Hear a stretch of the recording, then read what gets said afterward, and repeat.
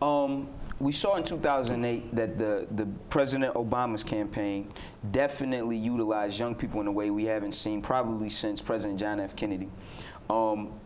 Now, in 2010 in Michigan, how can we utilize our young people? Because via the Obama campaign, you saw young people registering people to vote. They were canvassing.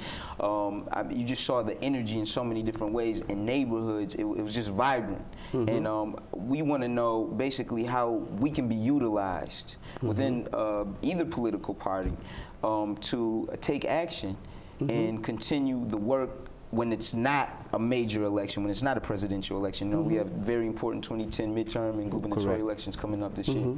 One thing that people have to understand, particularly young people, that this is your future. The things that you do now affect your future. It may not seem like it. I'm 55 years old now. Man, it's like, where did the time go? I was young once. I was like you. I was young once. But it's like, wow. If I could turn back the hands of time, there were things that I would have loved to have done better, things I would have done that I didn't have knowledge of. But time brings about a change. And because of that, I'm not guaranteed tomorrow. So that's what I tap into, that, you know, we don't know our future, but I know I want to have a vibrant, prosperous future. And I have to take those steps now in order to get down that road. So that's what I hope young people would get energized about and not get turned off with the processes now. The process seems laborious, it seems arduous, but yet it still works. And it seems like it's slow, but it still works. And I think that's something that young people need to understand, the importance of just being civically engaged and understanding that the process may be laborious, but that in the end, it's well worth the work when things are accomplished. And not always easy. The push for green jobs, everything we're hearing about is green, green, green. We're talking about green technology, and you hear the governor and others speak about wind turbines and manufacturing, even the technology to turn salt water into fresh water. All things that we should be working on, very admirable here in the state of Michigan. But without a good education, how can our people hope to lead the cutting edge technology that should fuel Michigan's economy going forth? Well, that's one of the things that I was very adamant about in terms of the budget, not cutting education, because I keep saying that you can be penny wise and pound foolish. You may save a penny here, but it's going to cost you down here.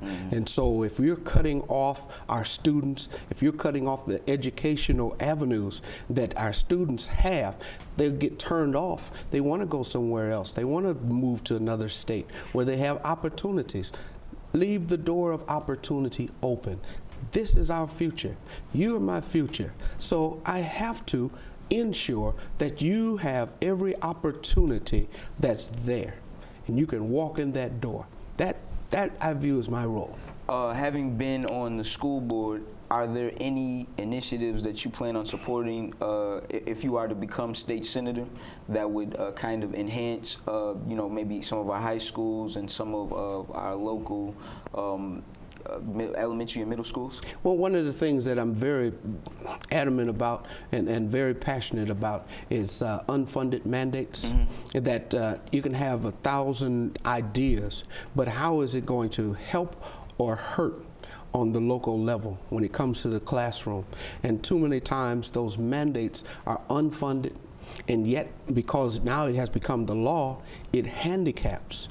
That's one of the things that I see when you look at public education. I look at our charters, and I say, well, wait a minute.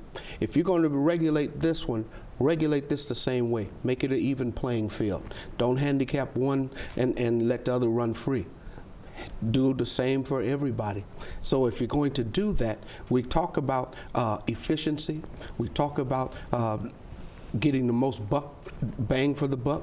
But if we keep handicapping and putting all these regulations, then you're going to slow down the educational process. So we got to streamline that. We got to get government out of the classroom and let the teacher teach.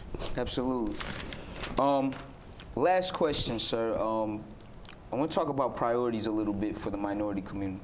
the African American community has been dealing with some of the same issues that they've been dealing with since the Reagan administration in the 1980s. When you talk about the factories closing and kind of some of the despair in some of our neighborhoods, a lot of the themes remain consistent. I want to ask you, what the communities need to do to basically empower themselves. Basically, if you could challenge a lot of the communities across the state and definitely here in West Michigan, what can they do to get on the ball and strengthen themselves so that our politicians in Lansing can assist them with that? Well, one of the things that I encourage people, I tell people, is about having respect for themselves. Mm-hmm. And if you respect yourself, then you're going to do what's right for yourself. If I need to be re-educated, maybe it's a person that have worked in a factory the last 25, 30 years. Manufacturing as we know it will never be the same, because we are, number one, in the 21st century. It is a technological age now, and people need to be retrained to do 21st century jobs. That's how we tap into the green energy. That's how we tap into the wind turbines and what have you. But some still run with a mindset of the 20th century. Sure. And so until they start respecting who they are, and understand or realize that, you know, you're seeing prosperity, but you're not tapping into it because you're keeping yourself back in your own mind. So my job is to try to empower. Mm-hmm. Let a person realize you got opportunities. It's not about a handout, but hey, it's about opportunity, and here's the opportunities. Mm-hmm. So I've sponsored legislation for education. I've sponsored legislation that have opened those doors, some of those doors, for people to have those opportunities, to be retrained, to go to college and have 2 years paid for. I've helped to spur that. Well, being a man from the neighborhood yourself and having to overcome adversity, imparting for many of those in our neighborhoods who don't see the bright future like some of us are afforded and have available to us, what would be the words of inspiration that you would leave with them to transform their situations and overcome and take advantage of a lot of the stuff that we're talking about today? Wow, what I would tell people, stay focused, keep that dream in the forefront of their mind, that my home was a dysfunctional home. My father was alcoholic, very abusive, physically, verbally, you name it. But yet I thank God that I had a mother who was a praying mother, and who yet told me that you're the only one that can stop you. Yes, sir. You can be your biggest help or your biggest hindrance. She says, what you think about yourself. Wow. And that's what helped me to stay focused and to get the job done and to accomplish and to achieve. Many different negatives in terms of people, well, you can't do this, you can't do that.